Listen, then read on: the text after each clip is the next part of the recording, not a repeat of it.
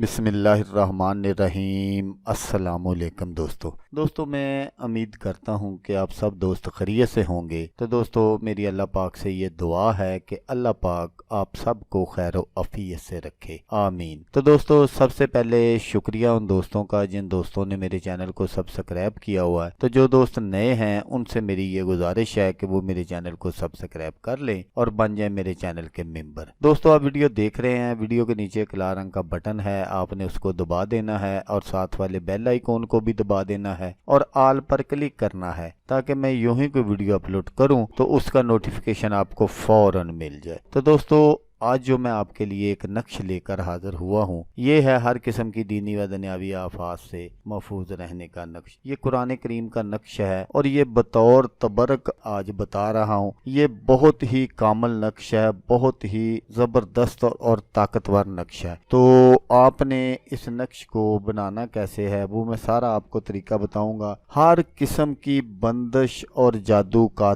तोड़ है ये।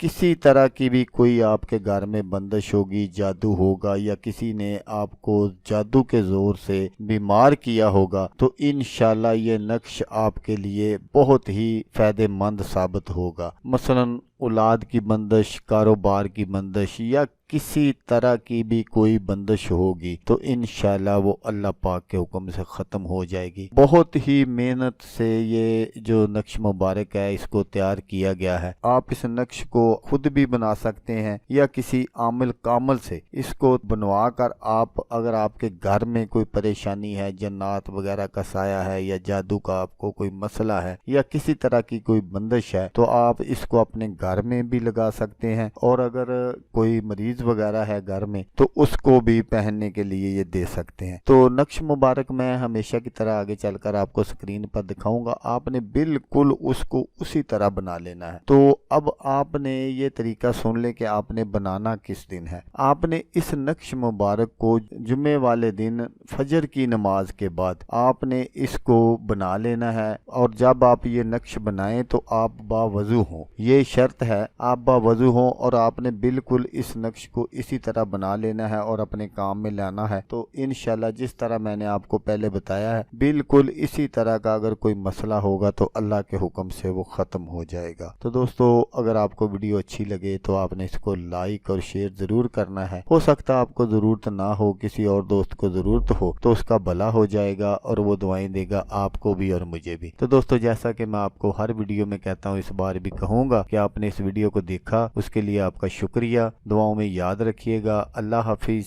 अल्लाह हमिया नासर।